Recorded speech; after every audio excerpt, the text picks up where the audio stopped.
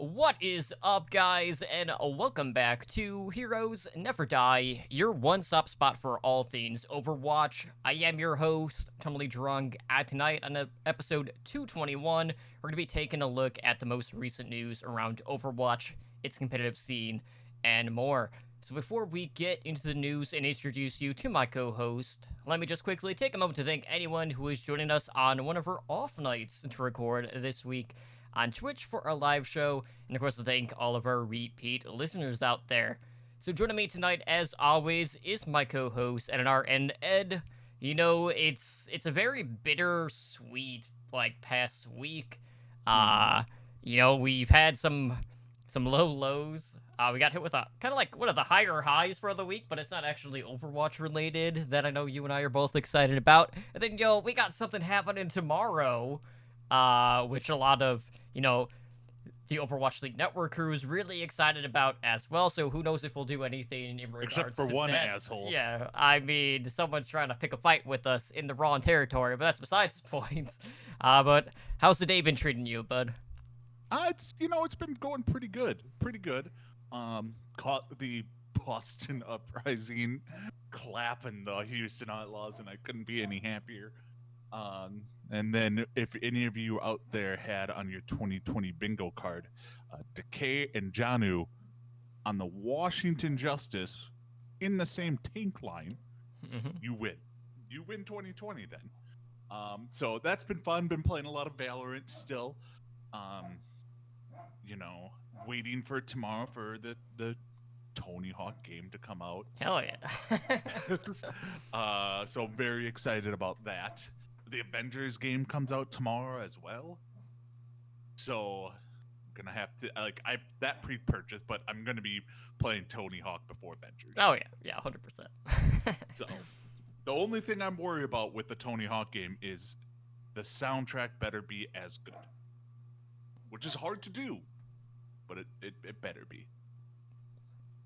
Well, time will tell, but a lot of stuff has been going on with Nintendo that you and I are both looking forward to as well. With the Mario announcement that they had, where it's not necessarily a BR game outright, but you are competed against other platformers, and you kind of knock enemies into other people's games, which I thought was pretty interesting.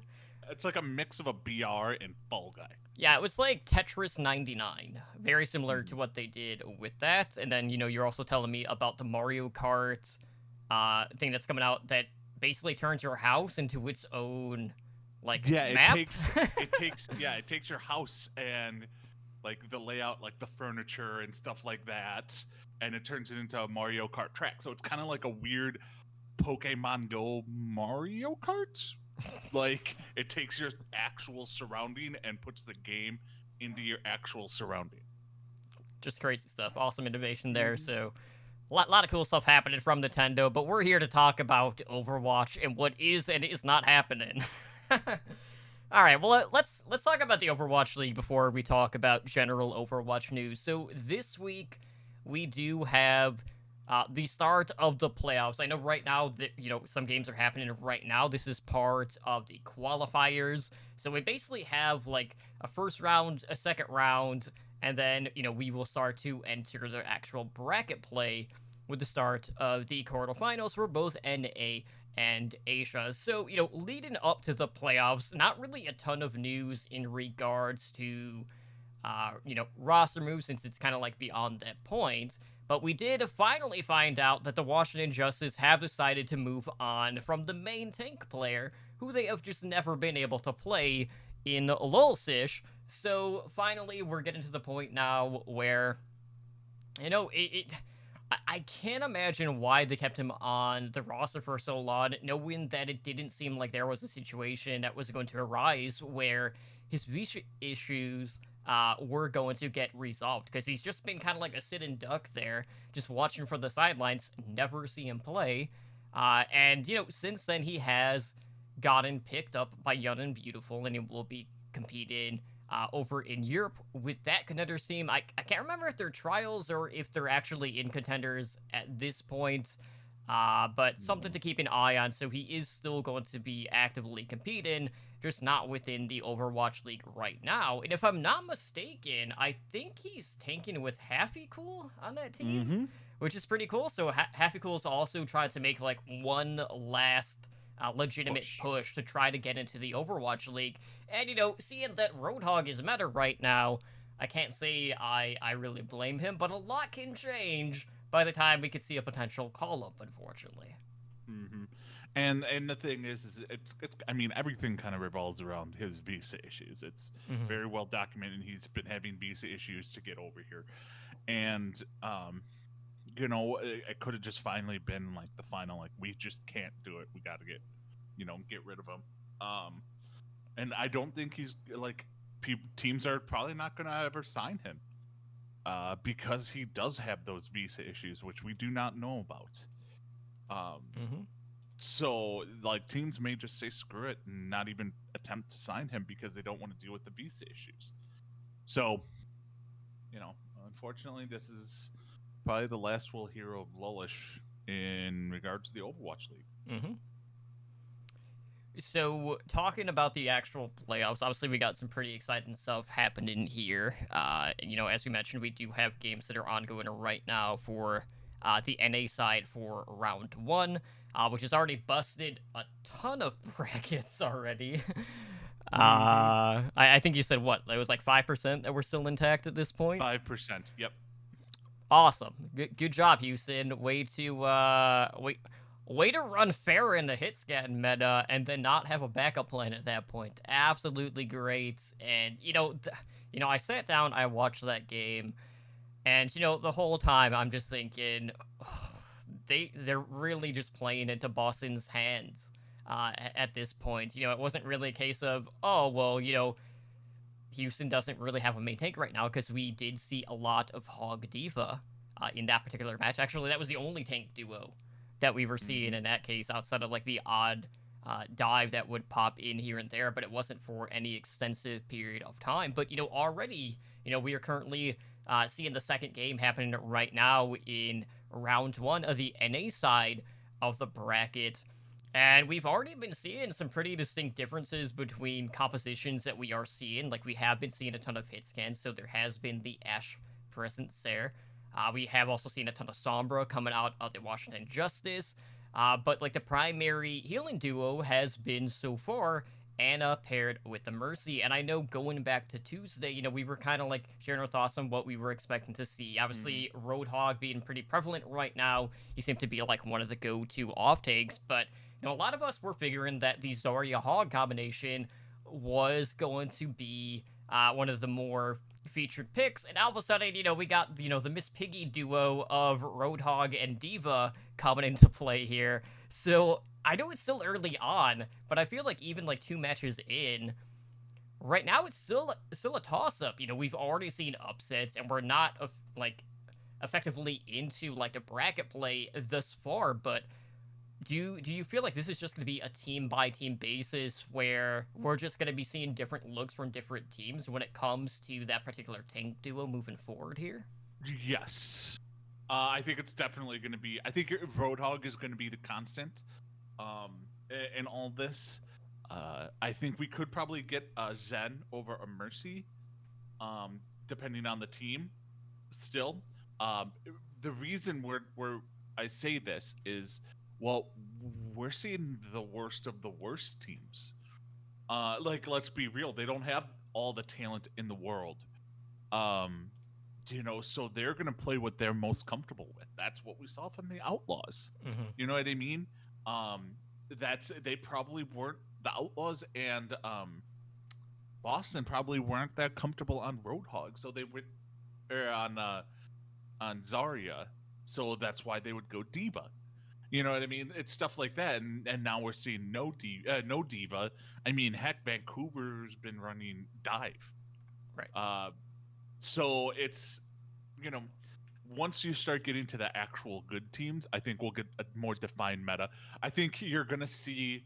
I think there are a few that you're gonna. The 3 main ones that are gonna be staples are probably Ashe, Roadhog, and Ana. Mm-hmm. Those are going to be your core three, and then you might see some variations in the others, but I expect to see more Zarya than anything, and probably more Widowmaker, um, than um, like like anything else. Obviously, Pharah, but over like a Sombra or a Tracer or something like that. Uh, and then the other healer, I think you're gonna start maybe see more Zen or stick with the the Mercy for the Ash boost. Yeah, I think if we're constantly seeing Mash. Ash, Mash. We can call them Mash instead of Far Mercy. Mash. yeah. Well, if we do keep seeing Ash, then it seems like Mercy will kind of still be the go-to in this case, and Ana being I, so prevalent, you know, is I because have a of the new name Roadhog. for this meta. It's the Monster Mash, because you have Roadhog, Mercy, Ash, the Monster Mash. You can't even deny it. I'm looking. You're trying to come up with a way that Well, and bad, plus and there's this is plus, actually really good. plus there's the mummy Ana.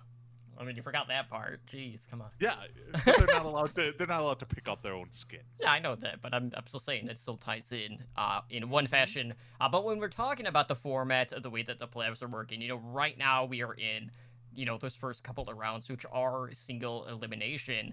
So, you know, if you are in these early games, so and this is even teams that have like a bye so far, like the LA Gladiators, the Atlanta Reign, as well as the Dallas Fuel on the NA side. You know, if they lose their game, they are out. You know, no playoffs for them in this case, and then we would move on to the double elimination rounds once we get into the third round, which, you know, would be the quarterfinals in this case. So we got elimination rounds on September 3rd, which would be today, as well as tomorrow. And then we really start to get into that bracket play here coming up. So, you know, the bracket play for the double elimination side will be happening between September 5th through the 13th. And then, of course, you know, that would lead into like the Final Four, which will be held later in October, which again is going to be based in Asia, you know, to, you know, ensure that we have competitive integrity at that point, so we don't have any like weird ping or anything going on with that in regards to the server lobbies. So, you know, it's already been a crazy start here so far, but, you know, realizing that we've already had like these upsets so far in the early go-ins, like, do you feel like there's one team in particular out there that just hasn't really been hyped up enough going into, you know, these later rounds? Because you have a lot of good teams that basically have a bye leading up to the quarterfinals of the Overwatch League playoffs this season. Just looking here.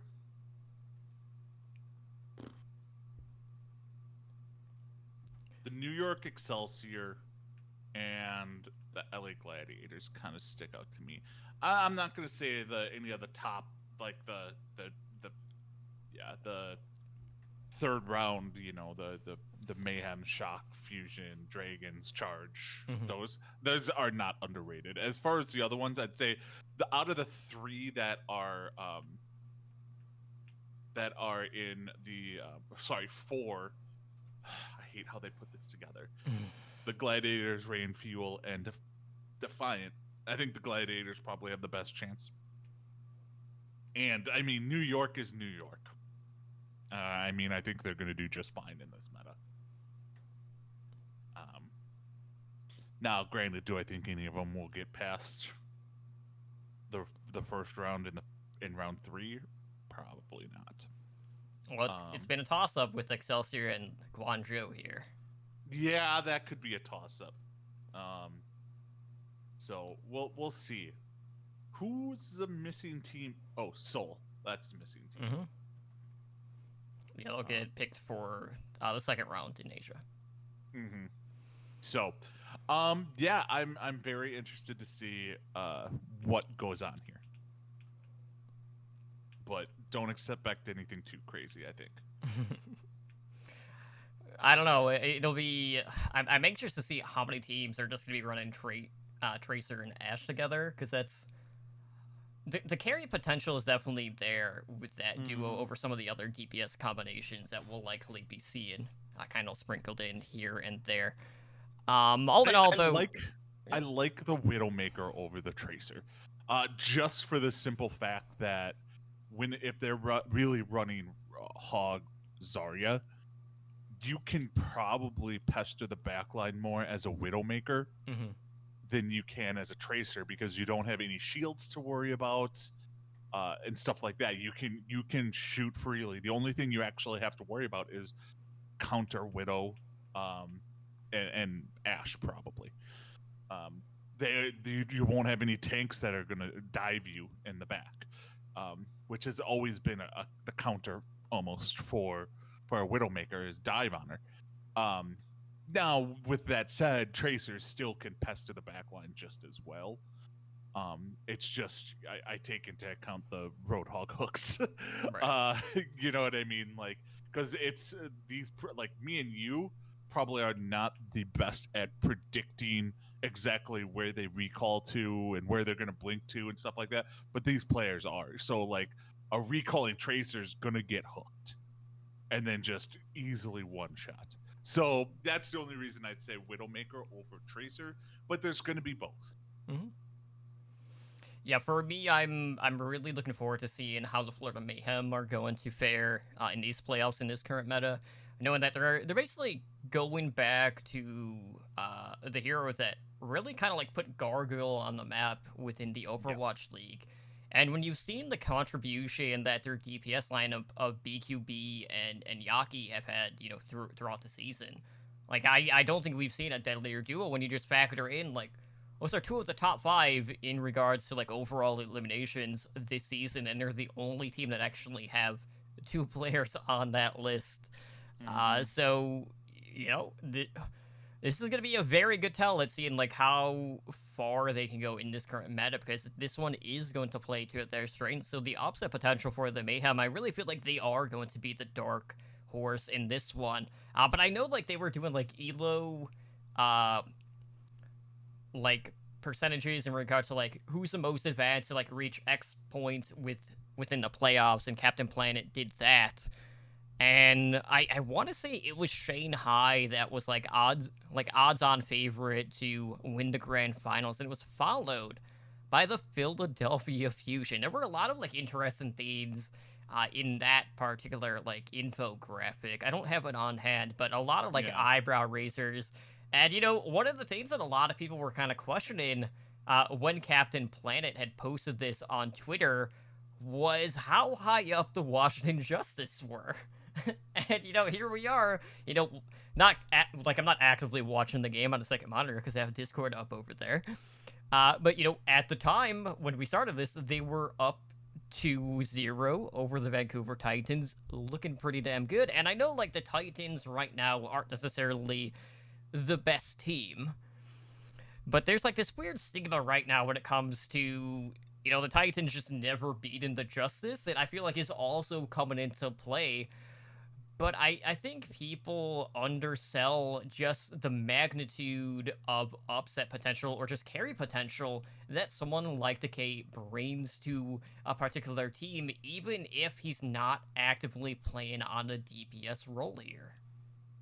Um, just as you said that, the Justice just clapped them on Volskaya. Titans didn't even capture point B. Oof. Yeah. So, um, as far as the fusion go, I'm going to be very interested to see what they run. Reason being is I don't know who's going to run what because they have Ivy on the team, Mhm. correct? And he was and this is going back to last year. He was pretty well. He was a pretty darn good Zarya. If memory serves me correct with the Toronto Defiant last year. Do you put him on the Zarya or do you put Carpe over there? But Carpe really Carpe was not struggled. good. He was not good, but are you going to put Ivy over there? Like I mean, obviously they're probably going to go Carpe, Hisu. Probably not. I mean, they could go EQO. I mean, they have the options, but um, it's going to be interesting to see what they do with that off tank position, Hmm. um, or whatever. Like they could put 2 DPS there. It depends on, frickin' Carpe's Roadhog could be the greatest shit we've ever seen. We don't know. That's the thing is, when a character we've really never seen in the game in the pro scene all of a sudden becomes meta, we have no idea what's going to happen. It's not like switching a main tank to another main tank. It's switching an off tank to a more DPS centric off tank. Right. And sometimes off tanks don't transition well. You know what I mean? So it will be interesting to see how they take care of that. And it could mean that they're that much better, or it could mean they're that much worse. If Choyobin's Roadhog, if memory serves me correct, is pretty darn good. Hmm. So I'm not worried about that. I am interested to see who they have as their Zarya player, because their MVP Zarya player is now playing Valorant. So does anybody play Sigma? You know what I mean? Like, we just don't know what's going to happen. But I know it's going to be much better play than what we're seeing. All I know is I'm sure at this point that 5% bracket got probably even lower after that result.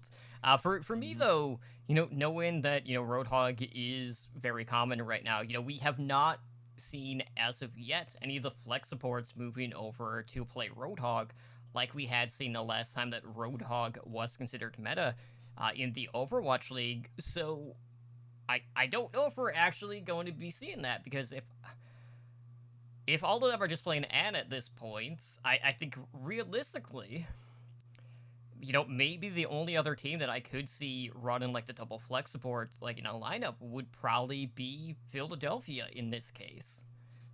Maybe Boombox would move over to play the Roadhog in this case for the Fusion. Then you keep Alarm over on Zenyatta or Anna in this case. But the option is still there. You mean Boombox to another support player, or did you actually mean to say Boombox on Roadhog? No, like Boombox on Roadhog, like what we had seen prior, with the flex support moving over. Well, we've seen a ton of flex supports playing Roadhog in the past. We just haven't seen it in the playoffs here so far. Yeah, we'll see. You know what I could honestly see happen is maybe the New York Excelsior saying F it and doing some weird dive, because that's where they excel. They excel at dive. They XL. Yeah. I mean, the thing is the only real difference they'd have to put in there is probably the tank line. Mm-hmm. You just have you could even do a dive with Winston Roadhog to some degree, and then you have Tracer in there, stuff like that. I could see them doing a weird variation of that. Mm-hmm. That way you're getting Zen in there, and you get the Mercy in there. So, well, we'll see. We'll see what happens. Absolutely. So keep an eye on the playoffs that are going to be going on here. See how many shakeups there are going to be, and if there's going to be any sort of miracle runs in the lower bracket, kind of like what we saw with the Shock after that upset last season, where they just got so pissed off that they just ran shot through literally everybody in the lower bracket. Oh, man. That's brutal. But anyways, shifted over into other Overwatch news, we do know that Blizzard is going to be hosting a student animation festival here. And, it's going to be going on over in Europe, so they do have a prize pool for this at 25,000 euros. And they're going to be posting these videos over on the Overwatch website, and then the public will be able to vote on, your favorite animation.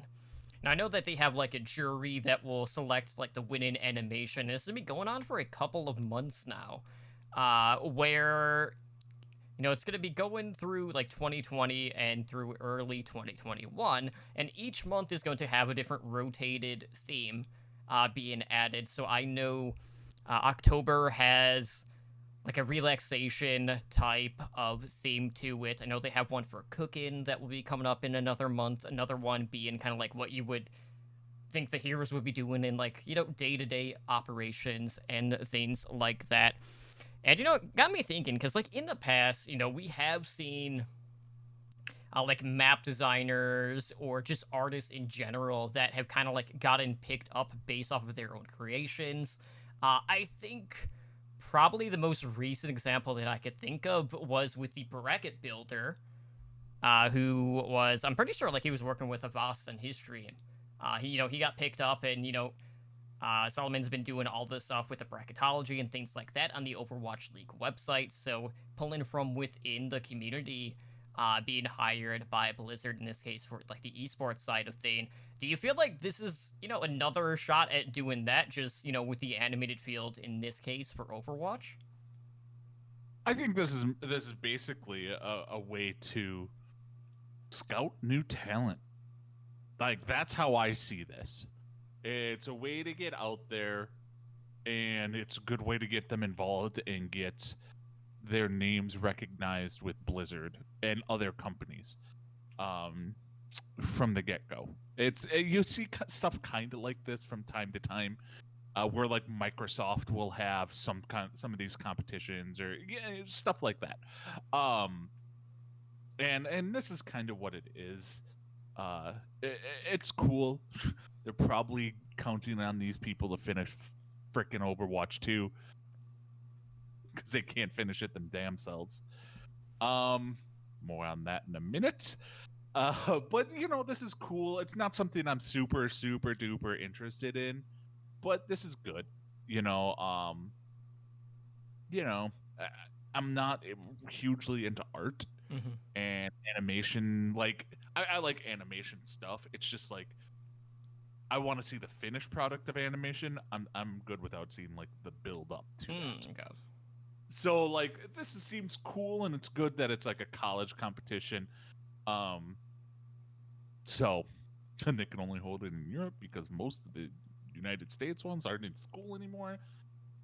That's another issue that we have to not talk about on this show. But yeah, this is cool.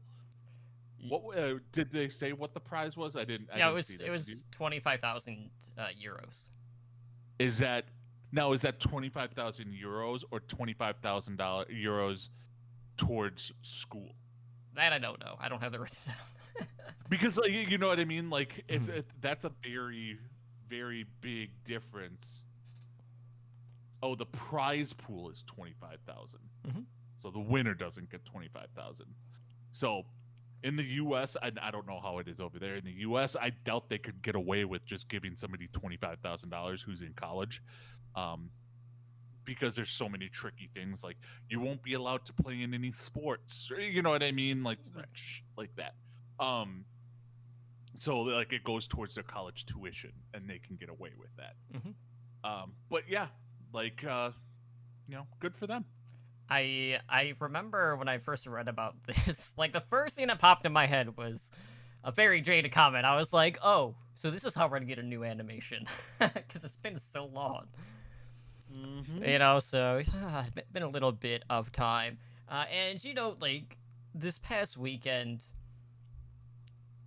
Was it this? I'm trying to remember. My days are all mixed up. But recently, Gamescom happened. This was towards the end of August.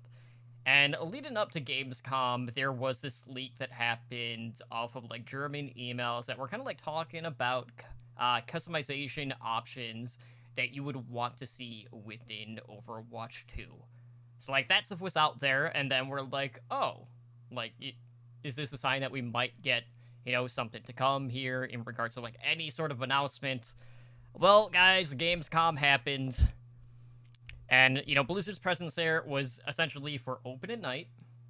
They announced a release date for World of Warcraft Shadowlands, and that was it.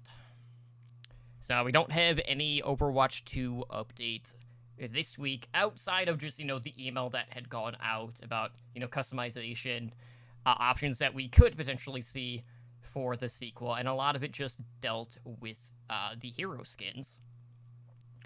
And there were some other things on here like add in XP boost. They were also talking about sprays and highlight intros. So a lot of stuff like kind of compacted into this one particular email, and unfortunately, it is in German, so I don't think I actually have like a translated copy of this. But when we're talking about customization options here, Ed, like, do you want to have the options to like swap around weapon skins based off of whatever other skin that you have equipped? Like, do you want how much control do you actively want on your own character, knowing that you're really not actively seeing it, so to speak, like in your games? See, and so I don't think the everyone's like, oh, customizable legendary skins. That's it's not what you really think you want. And there's one fatal flaw to this in Overwatch. And like, I play games where, I play Apex and I play Valorant. Is your gun skin the only thing you can see is part of the skin you have on?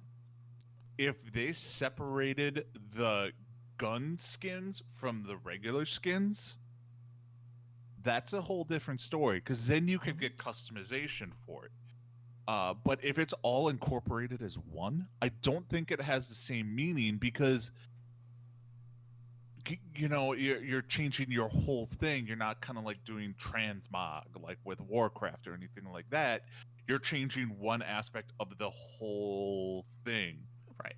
And it's not worth it to me. That's not something that would interest me. Like, I love transmog, and I love in Apex that I have different gun skins to match with different actual skins, and stuff like that.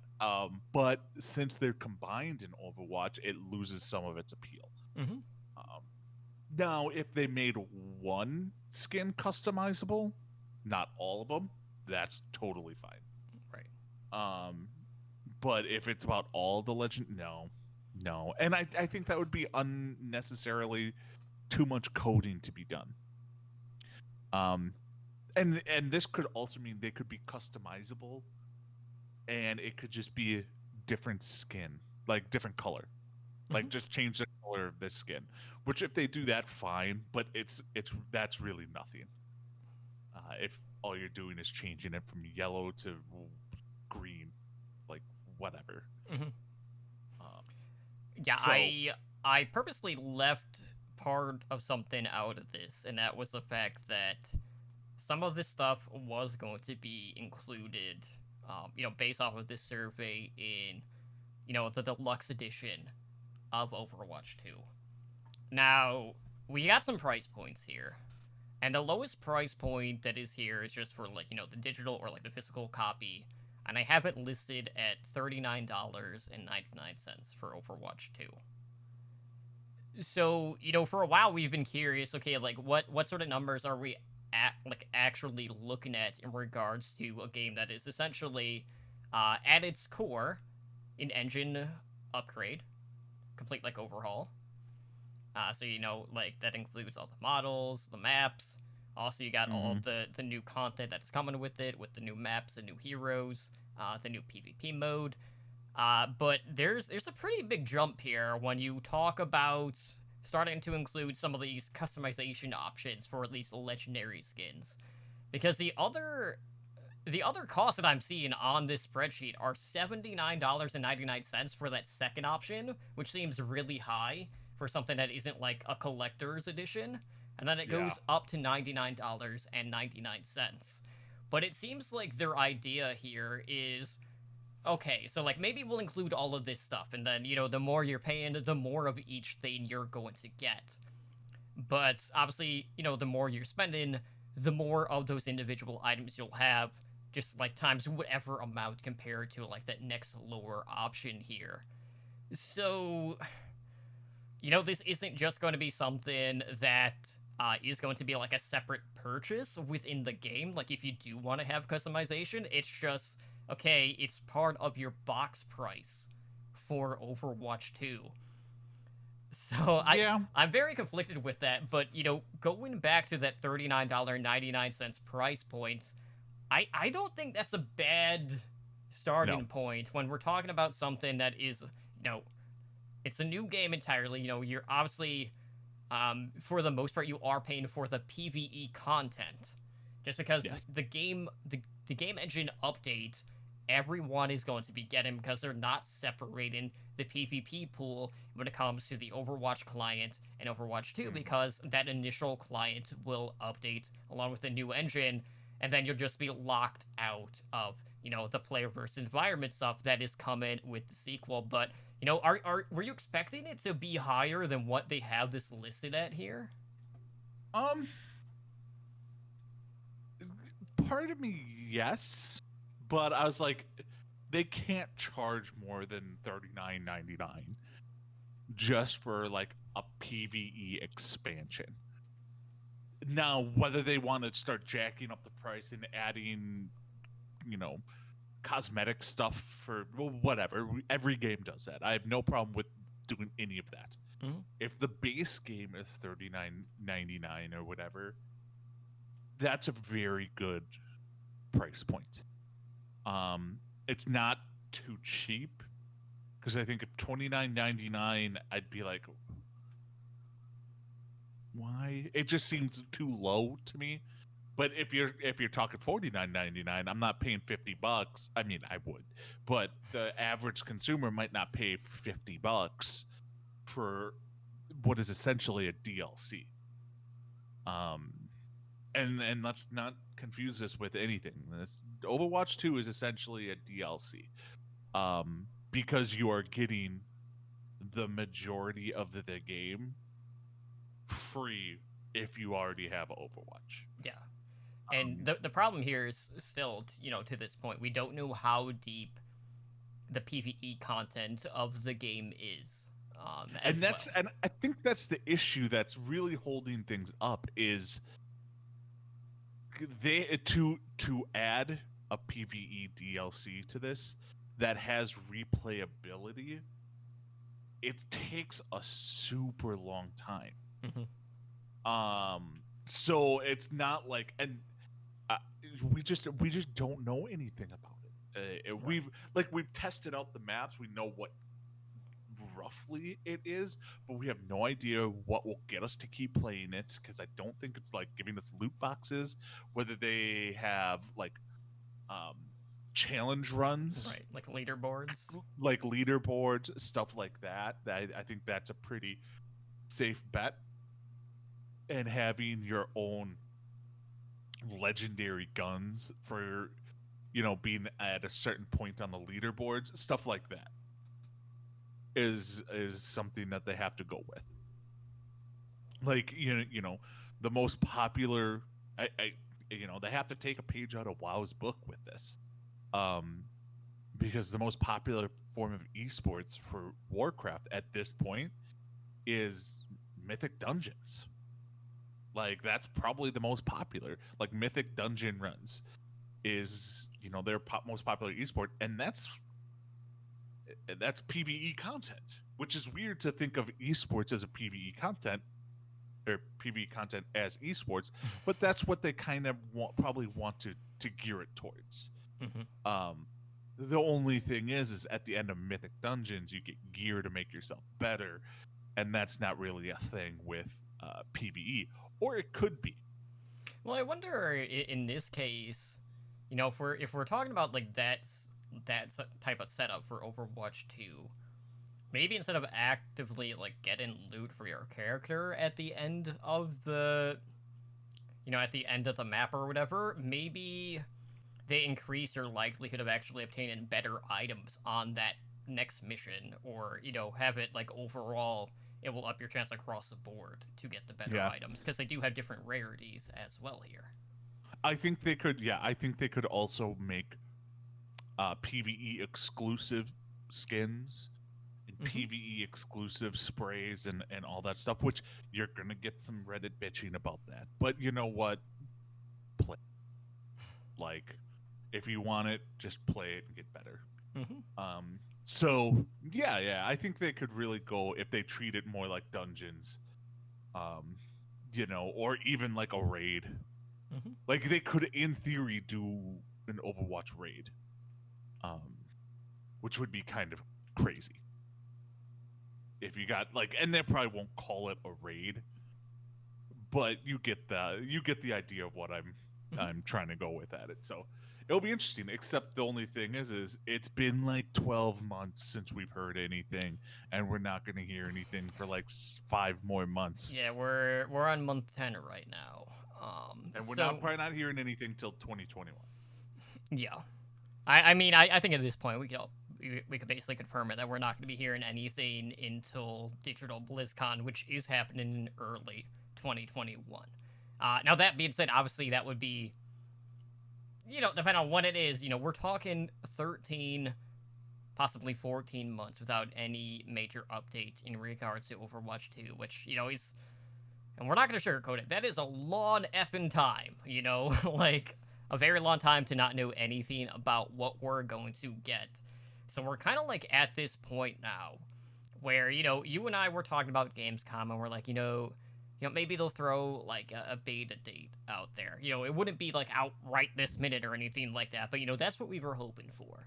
Instead, we got nothing in that regard. So, now we're basically looking ahead till January, February, whenever this, Digital BlizzCon event is going to happen. And, we're looking at one of two things that I feel like the community is desperately going to be wanting. That is either a beta release and drop that moment, or for the game to actually launch, knowing how long between an update it has actually been. But I based off of how things have been, I think the beta is probably going to be more likely in that situation. Like a surprise drop just seems like so much, even if they try to gate some of the content in this case. The thing is, I mean, let's be real. If they drop the beta, I'll actually like if they drop the beta immediate there. Yeah, it'll be cool, but I'm still gonna be pissed off and disappointed. Mm-hmm. Reason is that means that we're probably still months away from actually getting Overwatch 2. Yeah, at that point, So it would probably be spring May, or summer. yeah, May, June, July, it would probably be, which would be insane. Like Cyberpunk 2022, insane. Um, like it's New Mutants, insane. Okay, so I can't see. I want to believe that's not the case, but it's probably the most likely scenario. Mm-hmm. But we'll just have to wait and see. Hopefully, they'll distract us enough in between now and then in this case.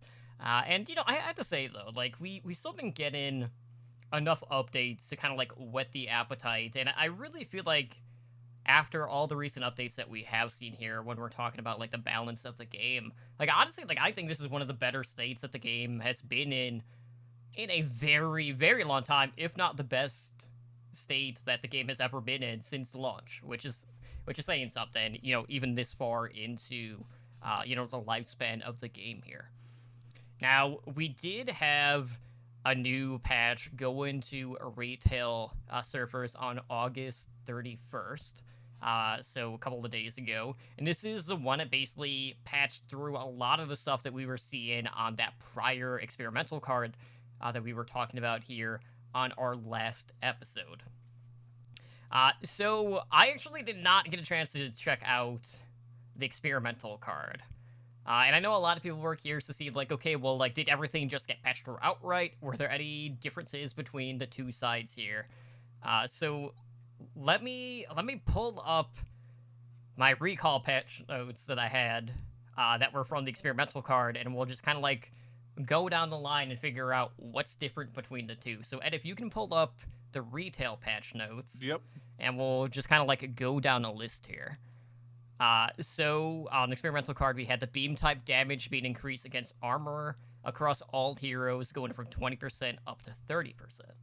That went through. Okay, moving on to Anna, we had the ammo reduction going from 14 down to 12. That went through. Okay, moving on to Ash, another ammo reduction going from 15 to 12. Yep. And then we had changes to the aim down sights damage getting lowered from 85 to 80. Yep. All right, so solid so far. Baptiste had his ammo reduce from 12 to 10. Correctamundo. And then he also halved his healing from 150 to 75. Mm-hmm. But I'm pretty sure there was another change to Baptiste that actually made it to live. Yes, there is. Baptiste now receives twice as much healing from regenerative burst. So it's he still gets 150 off of it. Just everyone else gets 75. Okay, good to know. All right, who do you have listed next in the patch notes? Junkrat. All right, let me see. Junkrat impact damage reduced from 50 to 40. Yep. Okay, let's see here. Next you have McCree. Recovery increased from 0.42 to 0.5. Yep. Okay, so that's all the same. Then we got a bunch of the Moira changes, which I'm 99% sure are right on where they were. But I think outside of that, the only other change I distinctively remember was to Orisa between the two. Because on the experimental card, the only change that they had was the projectile speed getting reduced from 30 down to 25. But there's other stuff that got to live here. Yeah, the radius for Holtz was increased from 4 to 5. I'm trying to remember what it was prior to that. Pre-nerf. Because I don't know if like this is a middle ground or if this was just like one knot up. I can't remember. I think it was at 6 before. Let me see. I think when it first came out, it was 7. Yeah, it looks like it was 7 initially. 7. And then it got lowered. Then it got lowered to 4. Now it's up to 5. Still not good. Right? Because now it's slower. So like, yeah, they increased it by 1, but you can see it and get out of the way quicker. Mm-hmm. All right, so Pharah and Symmetra, both of those changes made it through. So for Pharah, we have the recovery being increased from 0.75 to 0.85. Then they also lowered the alternate fire for Symmetra, where they lowered the max damage from 140 down to 120. Yes. Okay. So that would lead us to a Widowmaker, who had a lot of changes here. The ammo was reduced from 30... Or, no, it was increased, 30 to 35. Did that go through? Okay. Yep. So that would be more like the machine gun. Or Sombra check-in. I mean, realistically, let's be real. Yeah. Because that's basically what it's only good for. We saw the scoped ammo cost going from 3 up to 5. With scope shots now having damage fall off from 60 to 85 meters. Correct. So all of that is the same. And then Zarya also saw a change as well, with the ammo cost going from 20 to 25.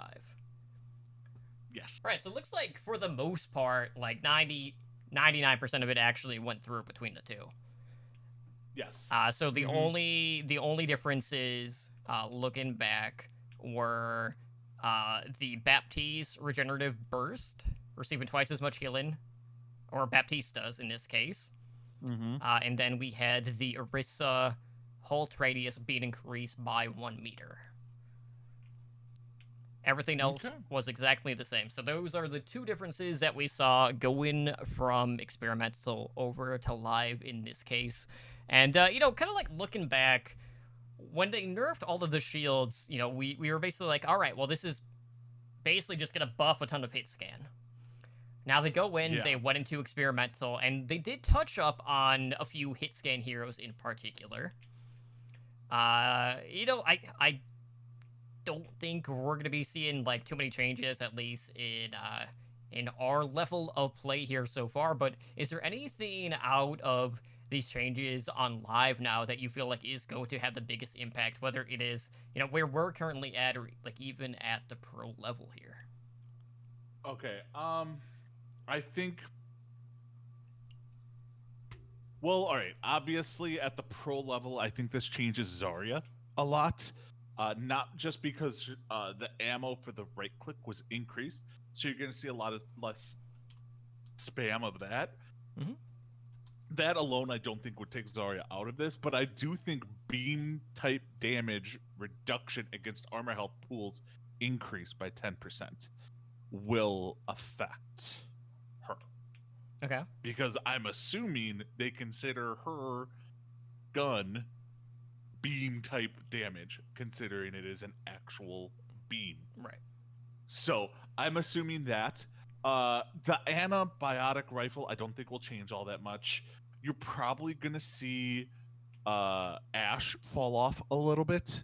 I think that max ammo reduced is fairly heavy, and the damage reduction on the aim down sights, I think that's probably going to nerf her a little bit. I don't see the Baptiste changes doing much.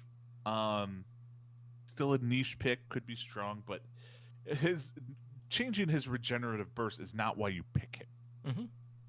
So it's like, Junkrat doesn't change. McCree, I doubt it changes. I think for me the biggest question mark is Moira, especially at our level, because we're not really seeing Moira in pro play right now, because it's basically all Anna and Mercy. But down where we are in like gold, or in some cases flat, Moira is still like all over the place. But they're definitely making it like where her throughput just isn't going to be as good. And then they also made a ton of changes with the biotic grasp, where it's going to be a lot harder to really like lock in and actually get that excess damage going as well. Yeah, I'm very interested to see what happens with Moira. Like, there's so many changes to Moira. I don't even want to make a prediction on what we're gonna see from her. Right, and they still haven't come to a conclusion on the fade aspect of it either. Yeah. So it could be she could be super, like, if you remember when they fully changed Baguette. Mhm. I think when they fully changed her, she actually got a little better once people learned to play with her. Right. But just it was completely different. So I don't know if that's going to be the case here. Mhm. Orisa, I don't see anything changing. I don't see anything changing with Pharah or Symmetra. The Widowmaker changes, though, is kind of big. So yes, you get maxed ammo increase, but your scoped ammo costs more. That's overall a net negative in end shots that you can take, unless you're trying to shoot at like a tracer that's sneaking up behind you or something, or like or Sombra or something like that. But the fall off damage is really, I think, gonna screw with people. What is the map on? Like, the one that comes to mind the most is on Ilios. What is that map? Ruins. Ruins. Mhm. Why play Widowmaker there? Like, let's be real. Like, you lose so much effectiveness because you won't be able to. You can't Widow duel. Well, really. I don't play enough Widow to know how far out that actually is. So I don't know like how many different like Widow spots or like primary spots that's actively like cutting out. So the two active Widow spots well, they're on both sides of the map. One's on top of a building, Well, right. and one's on the complete other side that's kind of tucked away in a corner. But to get to the other one, that's over 60 meters Okay. right there. So you have the fall off from that. Well, at that point, why not play Hanzo? To be honest, like Hanzo, I think would be a better sniper now than Widowmaker, um, just because you all you have to deal with is like the arc of it, and you're probably just as effective from long range. Because a 50% damage fall off is drastic. Like you would need to hit three headshots in a row to kill a Widowmaker in a 1v1 with a 50% drop off. Or something close to that. It might be like 2.5 or something like that. But, or yeah, it's not worth it. Now, will it still be pretty good at some points? Sure. But even if you look at King's Canyon, like if you're on attack, if you're up top, that's over 60 meters to get to point A. So I know I know what you meant, but you're mixing up your Apex. Shut up. Kings Road, not Kings Canyon. If you're attacking, you're not going to be able to really get any snipes from there. So why not go to Hanzo? So I could see that being pretty drastically changed. So all in all, though, I think it benefits Ashe the most in this case, from like a sniper perspective, because Ashe is already kind of taken over in this case. Yeah, but she got nerfed too. Do we see a return of McCree? Do we see a return of Mei? Like, is Mei now the best sniper in the game? Too many questions and not enough answers. But it's still really early on with this patch too, so we're really gonna need to give it like another week or so to kind of like see where all the heroes kind of fall at this point. But I will pull up Overbuff here really quick, just so I could see how they're doing in that case, at least for the week, to see if there's any like distinct changes there. Because that's where you're gonna see it. Right. I'll go to Master really quick here. So looking at top 3, or I'll do top 4 damage dealers here. You have Ashe being the most picked at 7.36%, followed by Widowmaker at 5.98%, Genji at 3.78%, and McCree at 3.35%. And out of those, Genji has the highest win rate, followed by Ashe. So interesting there. If you look at defensive, because they have offense and defense, Widowmaker has a 58% pick rate. That's crazy. Right? So definitely defense favorite in that case. So maybe these changes to Widowmaker aren't that drastic, or they're still like or it just hasn't changed enough. Well, I mean, if you think about it, Ed, though, like I can definitely see a situation where the reasoning behind Widow being that much better on defense is because you're not constantly having to worry about your sight lines as much as you would if you were on attack in this case. Yeah, I think we'll have to look at it next week, because this is really only a couple this of is days. For the past week, right? When this change has been live for 48 hours. Yeah. So it's like, because right now, if you look at the top 6, it's the meta right now. It's Roadhog, Ana, Zarya, Mercy, Ashe, Widowmaker. Mm-hmm. That's the meta that is right now in the pro scene. So I think if we look at it next week and then do this week, we'll get a very clear picture of what probably is going to be the meta. Right. Yeah, we'll definitely check back in next week.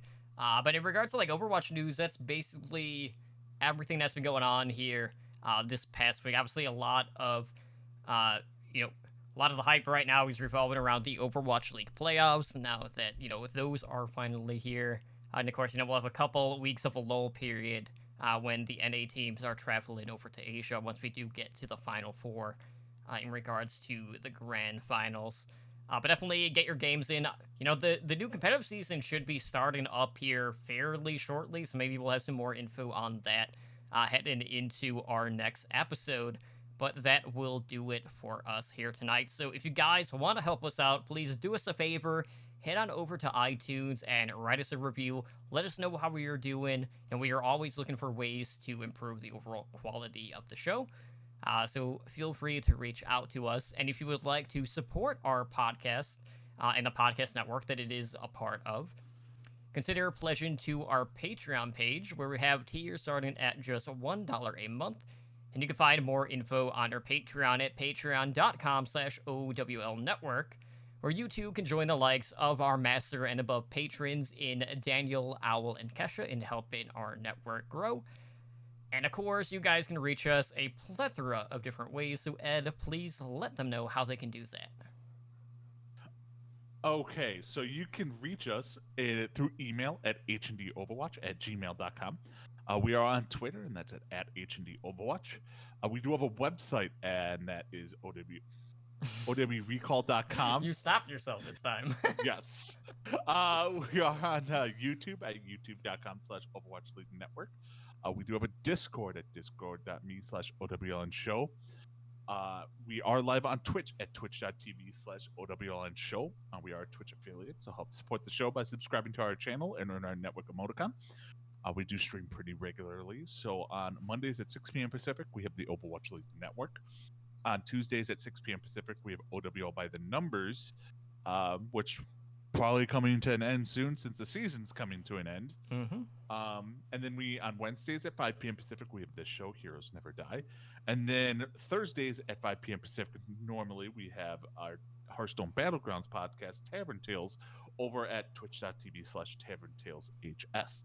You can follow me personally on Twitter, that's at Edinar83, or on Twitch at twitch.tv/Edinar.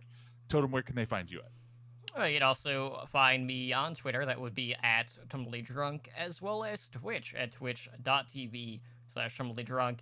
And guys, if you did not watch OWL by the Numbers on Tuesday, please go back and watch that. I know Twitch clips have been broken, so I haven't been able to actually highlight this yet. But there was a moment, and I'll put like a timestamp link in the show notes, where we had a little surprise for Edinar after a bet that was placed earlier in the Overwatch League season. Yeah. So definitely go back and check that out, because that was definitely a funny bit, to say the least. But it does, have a little bit of a cameo from an Overwatch League personality, and I will just leave it at that. But you can also find it on our Discord in the podcast news.